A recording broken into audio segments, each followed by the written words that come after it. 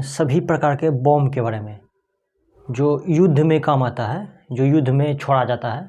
ये दीपावली वाला फुसफुसिया वाला बम नहीं, जो मेन बम है वो सब समझते हैं।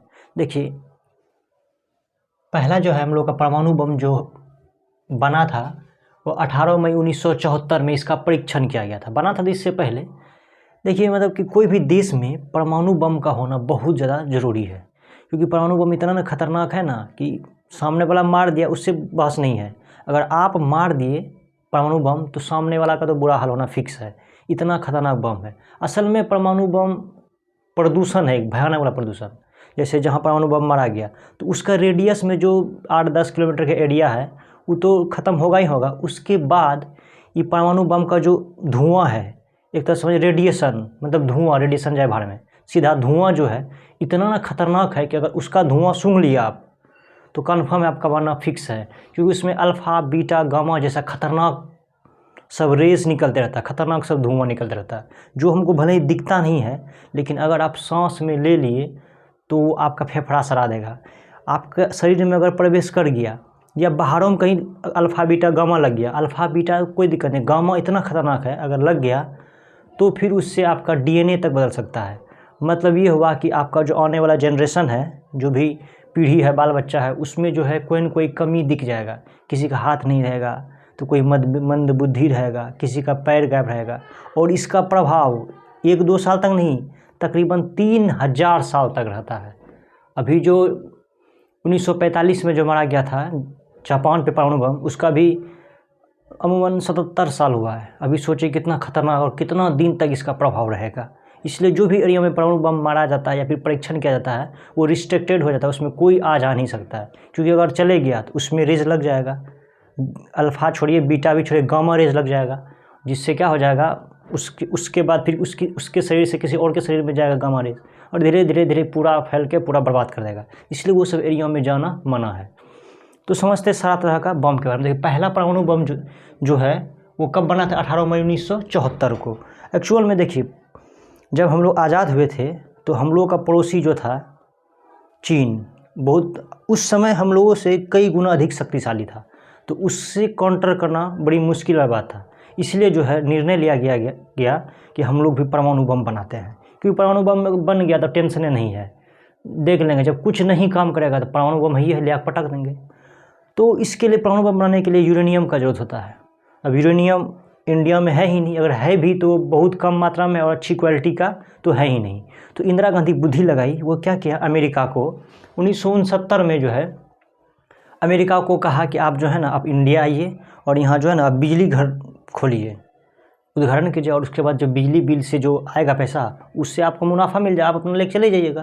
तो अमेरिका का एकदम ठीक है, हम लगाते हैं। तो 1969 में जो है भारत में पहला परमाणु बिजली घर बनाया गया।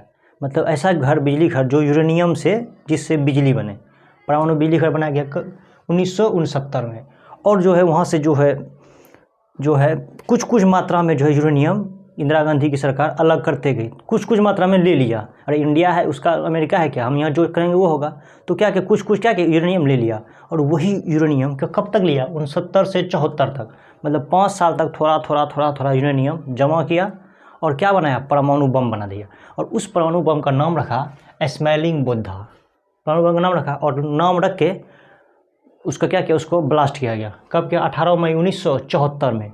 लेकिन ये बम फटबे नहीं किया, फुसफुसा के रह गया, फटा ही नहीं। ये तो बड़ी बदनामी वाला बात हो गया अमेरिका के सामने कि मतलब हम तुमको दिए थे बिजली घर बनाने के लिए और तुम बम बना के फोड़ रहा है, मतलब शक्तिशाली बनना चाहता है हमसे भी ज़्यादा। ये तो अमेरिका का बर्दाश्त नहीं। उसके बाद अमेरिका क्या किया, भारत पे बहुत तरह का प्रतिबंध लगा दिया कि भारत को कोई यूरेनियम जो है बेच नहीं सकता है, भारत को कोई जो है परमाणु बम बनाने का क्या तरीका है वो सब शेयर नहीं करेगा। ये सब दुनिया भर का नियम ला के लाद दिया हम लोगों पे। कौन? अमेरिका। अब जो है अब उसके आगे देखिए, दूसरा जो फिर परमाणु बम बनाया गया उसका नाम था शक्ति 98। अब बात रही इसके लिए यूरेनियम कहाँ से आया, इसको किसी को नहीं पता। सीधा कह दिया हाँ हम लोग झारखंड का जादू गोरा का खान से निकलता है यूरेनियम। कुछ कह दिया, कोई दिया, हमको क्या मतलब, हम क्यों ले अपना मित्र देश का नाम जो हमको यूरेनियम दिया है।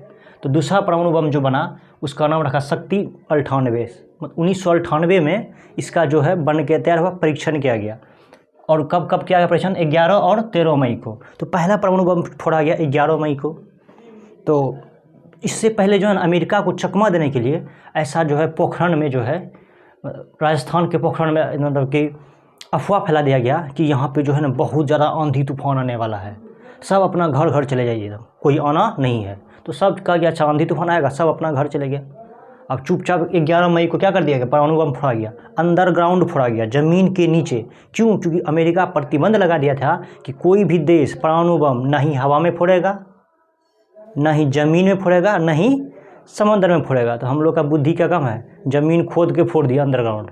कब फोड़े? 11 मई को। इससे पहले सूचना दे दिया कि आंधी तूफान आने वाला है, कोई भी घर से बाहर ना निकले, ताकि अमेरिका को डाउट ना हो कि कहाँ यहाँ पे आंधी तूफान इतना आ गया है, सैटेलाइट से नहीं तो देखना लेगा।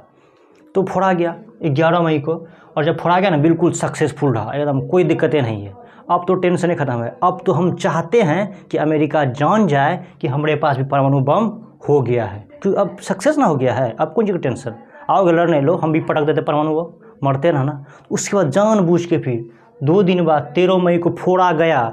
सिर्फ ये केवल दिखाने के लिए फोड़ा गया कि हाँ तुम भी जान जाओ कि हाँ हम भी अब शक्तिशाली हो गए, परमाणु बम हमारे पास भी हो गया। फिर 13 को एकदम खुलेआम फोड़ दिया गया, कोई दिक्कत के बाद फिर फोड़ दिया, पूरा एकदम उधिया गया। इतना ना भयानक उधियाया कि पाकिस्तान में जो इसका जो है भूकंप आ गया, पूरा एकदम खलबली मच गई, इतना खतरनाक।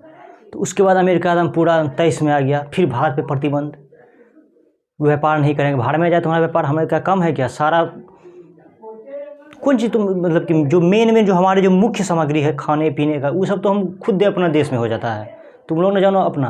तो उसके बाद जो है 13 मई को मतलब पता चला गया। उसके बाद वो क्या अमेरिका कह रहा है कि हम जो है भारत को कभी नहीं मानेंगे कि भारत के पास परमाणु बम है। बाहर में जाए तुम मानो ना मानो, अरे जो चीज़ हमारे पास है तुम मानो ना मानो, हमको क्या फ़र्क पड़ता है। यही बात कहे अटल बिहारी वाजपेयी जी कि जो चीज़ हमारे पास है उसके लिए हमें कोई सबूत नहीं चाहिए। तुमको विश्वास नहीं हो रहा, कोई बात नहीं, आ जाना जंग का मैदान में, पटक देंगे 5-6 को खोपड़ी पे, तब तो समझ में आ जाएगा कि हाँ है परमाणु बम। तो ये फोड़ा गया कब? 11 और 13। इस तरह से परमाणु बम बन के हम लोग का तैयार हो गया। शक्ति अभी भी इंडिया के पास 160 गो परमाणु बम है, लेकिन ये एक्यूरेसी किसी के पास नहीं। अब एक्चुअल में कितना है किसी को नहीं पता। एक मतलब डाटा दे दिया है कि 160 गो हमारे पास है। और दुनिया में सबसे अधिक परमाणु बम रूस के पास है, तकरीबन 5900 के आसपास, और अमेरिका के पास 5700 के आसपास का परमाणु बम है। और पाकिस्तान के पास 165 है, 5 गो ज़्यादा है। तो उसका परमाणु बम फटबो नहीं करेगा, 5 ज़्यादा। फिर उसका कम रेंज का है, हम लोग का ज़्यादा रेंज का है। खैर परमाणु बम 4-5 गो रह गया ना, वही इनफ है, वही पूरा दुनिया देख लेगा। ये गो फोड़ देगा तूफान में जाएगा, 4-5 160 तो बहुत हो गया फिर भी देखा जाए तो। उसका आगे समझते हैं कि अगर परमाणु बम फट जाए ना तो हम सबको बड़ी दिक्कत है। लेकिन एक जीव है जिसका नाम है कॉकरोच। कॉकरोच का जो है बाहरी परत काइटिन का बना होता है, इसलिए अगर परमाणु बम फट गया तो केवल बचा हुआ रहेगा, कॉकरोच बचा हुआ है। कॉकरोच को कुछ भी नहीं होगा, बाकी सब खत्म। कहा है कि इसका बाहरी परत काइटिन का बना होता है, तो जो उसमें जो है कोई प्रभाव उसमें नहीं पड़ता है। और जो परमाणु बम बनता है वो यूरेनियम से बनता है, और यूरेनियम को येलो केक कहा जाता है। क्यों? क्योंकि येलो जैसा दिखता है कलर में, इसलिए इसको क्या कहते हैं? Yellow cake. किसको? यूरेनियम को। ये अत्यधिक ऊर्जा देता है, बहुत ज़्यादा गर्मी देता है। जैसे आप कोयला जलाइएगा तो कुछ कम में देगा, कुछ फिर भी देगा हीट। उसके बाद आप लकड़ी जलाइएगा तो और थोड़ा सा कम देगा। आप कागज़ जलाइएगा बिल्कुल कम दे देगा, लेकिन यूरेनियम जलाइएगा तो बहुत खतरनाक हीट देता है। और लेकिन इसका धुआं, इसका रेडिएशन बड़ी खतरनाक, जानों ले लेता है। उसके बाद एक आदमी था जो इसका नाम था सुडोमा यामा। ये ऐसा आदमी था, इतना लकी था कि जब जापान में परमाणु बम फोड़ा गया ना, तो ये जो है कोई काम से आया, नागासाकी आया कोई काम से, तो वहाँ फोड़ दिया परमाणु बम अमेरिका। तो वापस घूम के चले गया अपना घर, वहाँ घर गया हिरोशिमा, तो वहाँ भी परमाणु बम पटक दिया। लेकिन इतना ना गुड लक आदमी था कि अब इतना ना गुड लक था कि इसको कुछ हुआ ही नहीं। दोनों परमाणु बम फटा लेकिन इसको कुछ भी नहीं हुआ। लगता है यमराज तभी जो ना छुट्टी में होता होगा, इसलिए इसको ले जाना भूल गया, उसको कुछ भी नहीं हुआ। बाद में वो अपना ही मौत से बाद में उसका मृत्यु हुआ। और कुछ क्वेश्चन है, जैसे गरीबों का परमाणु बम किसे कहा जाता है? तो सेरीन गैस जो है, सेरीन गैस को, ये भी बहुत खतरनाक गैस है, परमाणु बम जैसा ही है।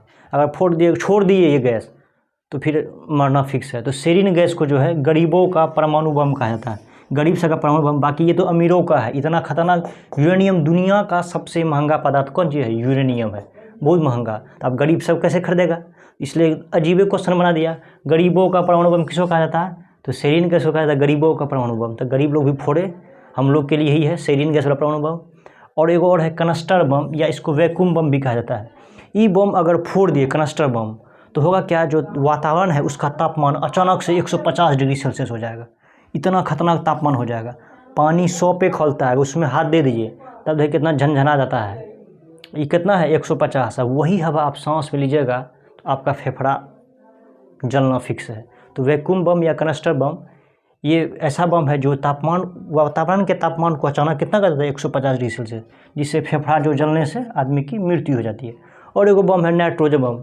ये बम इतना खतरनाक है नाइट्रोजन बम कि अगर ये बम अगर आप फोड़ दिए नाइट्रोजन बम, तो ये बम जैसे फटा, तो फटने के बाद ये क्या करता है, आसपास का जितना भी ऑक्सीजन है सारा ऑक्सीजन को सोख लेता है, पूरा खींच के ले लेता है। अब आप भी समझते हैं कि कोई भी बम फटने के लिए, कोई भी चीज़ में आग लगने के लिए क्या चाहिए? ऑक्सीजन चाहिए। तो इसमें जो आग पकड़ता है सारा ऑक्सीजन को सोख लेता है, पूरा टोटली ऑक्सीजन को खींच लेता है। अब बोलिए ऑक्सीजन रहा? नहीं रहा। और सजीवों को क्या चाहिए? ऑक्सीजन। जब ऑक्सीजन नहीं रहेगा तो कौन मरेगा? केवल सजीव। तो नाइट्रोजन बम अगर फोड़ेगा तो केवल कौन मरेगा? केवल सजीव मरेगा, आदमी जीव जंतु ही सब मरेगा। बाकी जो सामान है सब वैसे रखा, कुछ टूट फूट नहीं। केवल किसको प्रभाव डालेगा? नाइट्रोजन बम, केवल इंसान को। बोले ये सब बम बने क्या जरूरत है, फालतू सब नोटंकी करके रख दिया। नाइट्रोजन बम, वैक्यूम बम, इंसानियत को बर्बाद कर देगा दुनिया को ये बम। या नहीं तो हेली नाम का हम लोग का पृथ्वी का सबसे करीब का जो उपग्रह है हेली, वही बर्बाद करेगा। बाकी और कोई दिक्कत नहीं है, सब सही चलते जा रहा है। क्या होगा ज़्यादा? हम लोग का टेम्परेचर बढ़ेगा, गर्मी बढ़ेगा, आदमी झेलिए लेगा। कैसे रहता है अफ्रीका में, वो सब झेलिए लेगा। अगर पृथ्वी का अंत होगा दो ही चीज़ से, चाहे तो परमाणु बम से सब देश एक दूसरे फोड़ेगा मित्र देश को बचाने के लिए, या नहीं तो फिर हेली वाला से होगा, हेली से। और एक बम है जिसका नाम है डायनामाइट। इसका जो है आविष्कार किए थे अल्फ्रेड नोबेल ने। तो ये बम बनाया गया इसलिए, ये सोच के कि जो लोग जो कोयले के खदान में जो कोयला निकालता है, अब कितना फोड़ के निकालेगा भर दिन, यानी तो उससे जो है उसमें मीथेन गैस रहता है। अगर चिंगारी पकड़ा तो ब्लास्ट हो जाएगा, भयानक आग पकड़ लेता है कोयला के खदान में। अभी भी झारखंड में कितना दिन से आग पकड़ ले है कोयला का खदान में, उसी के कारण कितना लोगों की मृत्यु हो जाती थी। इसलिए इन्होंने क्या किया, अल्फ्रेड नोबेल ने डायनामाइट बनाया। ये भी एक बम है, इतना खतरनाक वाला बम है।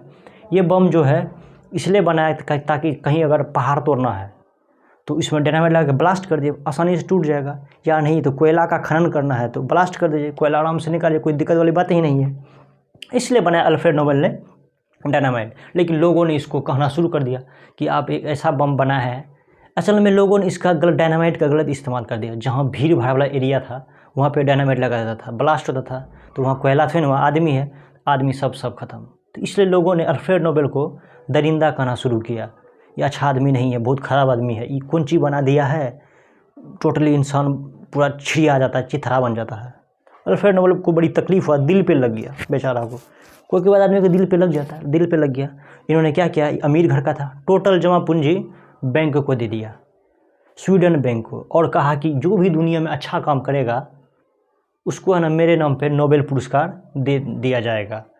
तो जो भी बेहतर काम करता है उसको क्या मिलता है, नोबेल पुरस्कार। और इसका एक कंडीशन है कि कोई भी आदमी अगर जिंदा है तो भी उसको नोबेल पुरस्कार मिलेगा। बाकी जो शहीद हो गए, जो जिसका देहांत हो गया, उसको नोबेल पुरस्कार नहीं मिलेगा। तो गांधी जी हमारे, उसको नोबेल पुरस्कार मिलने ही वाला था कि नाथूराम गोडसे उसको उड़ा दिए।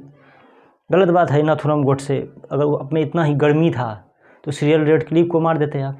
गांधी जी को ये समझ गया कि क्या करेगा, ये इतना दयालु आदमी है कि कहेगा कि चलो छोड़ दो, बच्चा भाग गया है, इसलिए गांधी जी को टारगेट कर लिया। और कुछ बम है जैसे CL-20, इसको कहते हैं चाइना लेक 20। ये बम जो है CL-20, ये भी बम परमाणु बम के बाद ये भी बहुत खतरनाक बम है। बम तो सब खतरनाक है, बाकी इसका सबका कैटेगरी है CL-20। और एगो जो है बम है जिसका नाम है MOB, मदर ऑफ ऑल बम। इसको बनाया था अमेरिका ने, और बना के इसको कहाँ फेंक दिया, अफ़गानिस्तान में, ये कह के कि यहाँ जो है आतंकवादी संगठन है। तो खैर जो भी हो, संगठन है क्या नहीं है, उसमें फोड़ दिया MOB। इसमें जो है CL-20 का यूज किया गया था। CL-20 का यूज किसमें किया, MOB में। इसका फुल फॉर्म क्या है, मदर ऑफ ऑल बम। बनाया कौन, अमेरिका ने बनाया। तो रूस वाला क्या शांत बैठेगा, तो ई भी बना दिया। FOB रूस वाला मतलब फादर ऑफ ऑल बम, ये जो सब बम का बाप है, ई माँ है तो ये कौन है, बाप है। ये भी फेंक दे सीरिया में, आतंकवादी संगठन है उड़ाने के लिए। अब MOB बना रहा है, कौन, FOB। हम लोग को भी एगो बम बनाना चाहिए, DOB दामाद ऑफ ऑल बम, सब बम का दामाद है। नहीं हो बना चाहिए तो हंगामा कर देना चाहिए, हाँ हल्ला कर देना चाहिए। हम लोग भी बनाए DOB, नोटंकी करके रख दिया, सब शक्तिशाली दिखाने के चक्कर में। अमेरिका कहता है हम शक्तिशाली, रसिया तो हम शक्तिशाली, दोनों में जो है ना टसन चलते रहता है, शक्तिशाली के चक्कर में बाकी सब जाते हैं।